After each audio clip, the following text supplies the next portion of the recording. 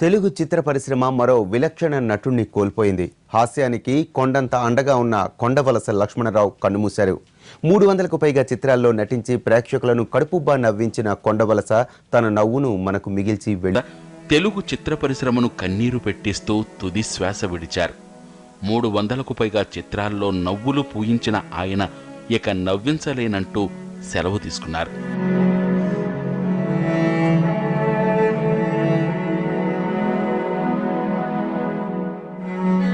అనారోగ్యం 2-3 నెలలు బట్టి బాగోలేదు.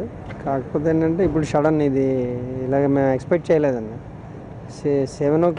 7:30 మధ్యలో బాగోలేదని చెప్పారు. 8:39కి కన్ఫర్మ్ చేశారు చనిపోయాడు.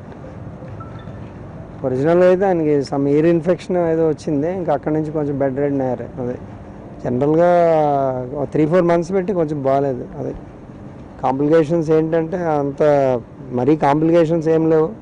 యాక్టివ్ ఉన్నారు కానీ బెడ్ రిడన్ అయ్యారు 2-3 మంత్స్.